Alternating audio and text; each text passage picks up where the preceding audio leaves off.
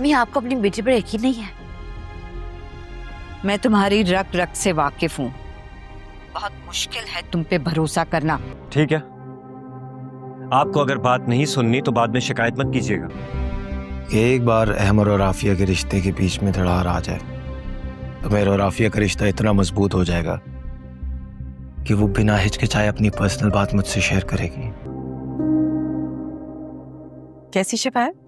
मैं आपकी बहन को मेंटल हॉस्पिटल भेज रहा हूँ। अगर तुम साथ होती तो और भी एंजॉय करता। इतना ही शौक हो रहा था एंजॉय करने का तो अपनी उसी दोस्त को साथ ले जाते ना जिसके लिए गिफ्ट्स लिए थे तुमने। तुम फिर से शुरू हो गई। आफिया,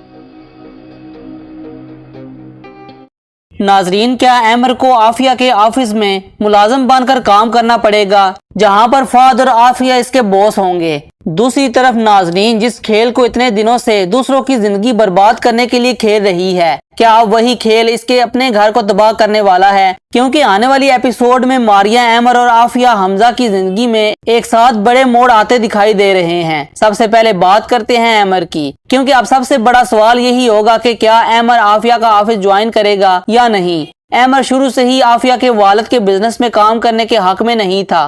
वो अपने अलग शिनाख्त बनाना चाहता था और चाहता था कि इसे आफिया के खानदान के बिजनेस के सहारे आगे बढ़ना ना पड़े। लेकिन अब हालात पहले जैसे नहीं रहे। अहमर की जॉब जा चुकी है, माली हालात भी मुसलसल खराब हो रहे हैं और घर के अखराजात अपनी जगह मौजूद हैं। ऐसे में मुमकिन है कि आखिरकार अहमर को अपनी ख्वाहिशात के खिलाफ आफिया का ऑफिस ज्वाइन करना ही पड़ जाए। लेकिन यहाँ से असल मसला शुरू होगा, क्योंकि जिस ऑफिस में अहमर एक आम मुलाजिम की हैसियत से काम करेगा, वहाँ पर आफिया और फहद इससे कहीं ऊपर की पोजीशन पर होंगे। और यही वजह है कि जहाँ पर नाज़नीन और फहद अहमर की कमजोरी का निशाना बना सकते हैं और फहद बार बार अहमर को ये एहसास दिलाने की कोशिश करेगा कि तुम और आफिया एक जैसे नहीं हो, तुम इस ऑफिस में एक एम्प्लॉय हो, जबकि आफिया इस बिजनेस की मालकन है और फहद खुद भी एक अहम पोजीशन पर है। आहिस्ता आहिस्ता अहमर के ज़हन में ये बात डालने की कोशिश की जाएगी कि अहमर आफिया जैसी लड़की को डिजर्व नहीं करता था। आफिया की शादी फहद जैसे अमीर और ताकतवर शख्स से होनी चाहिए थी, लेकिन यहाँ पर आफिया की नीयत बिल्कुल मुख्तलिफ है।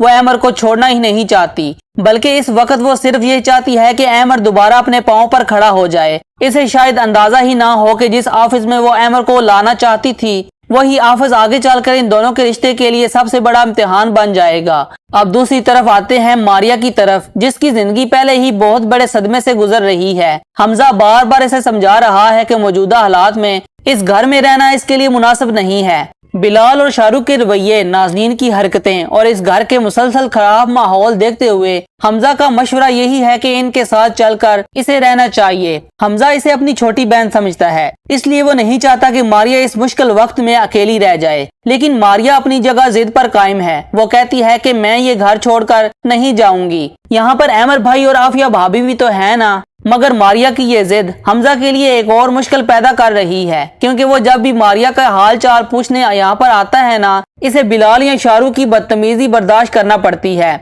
अब आने वाली किस्त में भी हमजा और बिलाल का सामना होता है। हमजा अपनी गाड़ी घर के गेट के सामने खड़ी करता है। बिलाल इस बात को भी मसला बना लेता है। वो हमजा को ताना देता है कि क्या अब तुमने घर के बाहर ही कब्जा करने का इरादा कर लिया है? हमजा तो इंतहाई तामुल मसाजिद से समझाता है कि मेरा तुमसे बहस करने का कोई भी इरादा नहीं है, इसलिए बेहतर है कि तुम मेरे रास्ते से हट जाओ। और जैसे ही वो बिलाल को हाथ से परे करता है तो बिलाल को अपनी बेइज्जती महसूस होती है और फिर वो गुस्से में हमजा की महंगी गाड़ी के विंडो स्क्रीन ईंट मारकर तोड़ देता है। वाकई ही हमजा पर तो तरस आता है, क्योंकि सादिया से शादी के बाद शायद ही कोई दिन ऐसा गुजरा होगा जब इसे इस खानदान की वजह से कोई नया मसला न झेलना पड़े। कभी घर के झगड़े तो कभी बिलाल और शाहरुख की लड़ाइयाँ और कभी मारिया के मामले में इसे बार बार इस घर पर आना पड़ता है और तजलील का सामना करना पड़ता है। इसके बावजूद वो सादिया और इसके घर वालों का साथ नहीं छोड़ता। लेकिन मारिया को भी ये समझना होगा कि हमजा का हर बार इसके लिए खड़ा होना इसके लिए कितना नुकसान का बायस बन रहा है। अगर वो हमजा की बात मानकर कुछ अरसा के लिए इसके घर चली जाए तो शायद बहुत सारे मसले खुद ब खुद ही कम हो जाएंगे। लेकिन मारिया के लिए एक और मुश्किल अभी बाकी है, और वो है कि मारिया अभी तक अली के खोने के गम से बाहर नहीं आई कि नाज़नीन इसके जख्मों पर नमक छिड़कने पहुंच जाती है। वो मारिया से इंतहाई बेहिसी के साथ कहती है कि इतना परेशान होने की जरूरत नहीं है। اگر تم چاہو تو میں اپنی امی سے کہہ کر تمہارے لیے دوبارہ کوئی اچھے سے رشتے کی بات کر سکتی ہوں۔ یہ بات ماریا کے لیے ناقابل برداشت ہوتی ہے۔ جس لڑکی کی زندگی ابھی ابھی ایک بڑے صدمے سے گزری ہو، اسے اس طرح کی بات کہنا کسی بھی صورت مناسب نہیں۔ ماریا غصے میں سامنے رکھا پانی کا گلاس اٹھا کر نازنین کے منہ پر دے مارتی ہے، اور ظاہر ہے کہ نازنین اس مسئلے کو بھی خاموشی سے ختم نہیں کرے گی۔ وہ گھر میں ایک بڑا ہنگامہ کرے گی۔ شاہ رخ بھی اپنی بیوی کا بھرپور ساتھ دے گا، اور اس سب کے بعد ماریا کو گھر سے نکالنے کی بات ایک بار پھر سامنے آ سکتی ہے۔ یہی سے تو شاید عافیہ کے ذہن میں ایک نئی بات آئے گی، اگر ماریا اس گھر میں نہیں رہ سکتی تو حمزہ کے گھر جانے کے لیے تیار نہیں، اور اس کی زندگی کو بھی دوبارہ کسی سہارے کی ضرورت ہے، تو کیوں نہ ماریا کی شادی کسی اچھے لڑکے سے کر دی جائے، اور یہی وہ موقع ہوگا جس کا فائدہ اب شاید پہلے سے انتظار کر رہا ہے۔ اگر عافیہ خود ماریا کے مستقبل کے بارے میں فہد سے بات کرتی ہے تو فہد فوراً اس موقع کو اپنے حق میں استعمال کر سکتا ہے۔ وہ ماریا سے شادی کے لیے ہاں کر دے گا، لیکن اس کی اصل نیت ماریا نہیں بلکہ عافیہ کے قریب رہنا ہوگا۔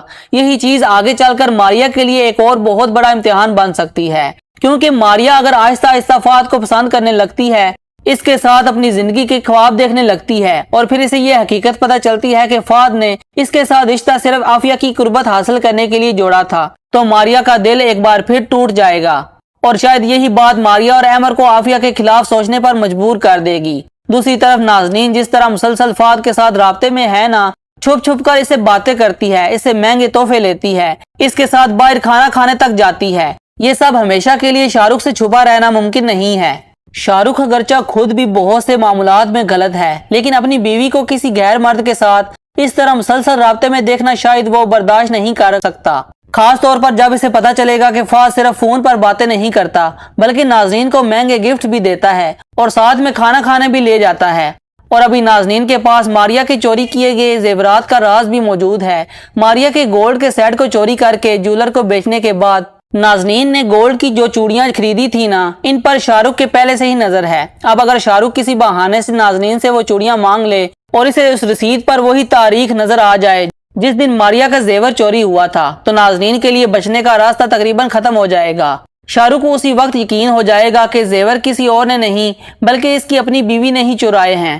اب دوسری طرف عافیہ کے سامنے ابھی تک اس کے باپ شہیر کی اصلیت بھی سامنے آنی ہے اور فہد کی حقیقت بھی کھلنی ہے۔ شاہیر نے بیماری کا بہانہ بنا کر عافیہ کو یہ یقین دلایا کہ وہ علاج کے لیے باہر گیا ہے، جبکہ اصل میں وہ جان بوجھ کر عافیہ کو بزنس کی ذمہ داریوں میں الجھانا چاہتا تھا۔ مقصد صرف یہ تھا کہ ایک تو عافیہ گھر اور احمر کو وقت کم دے اور پھر زیادہ وقت آفس میں اور فہد کے ساتھ گزارے۔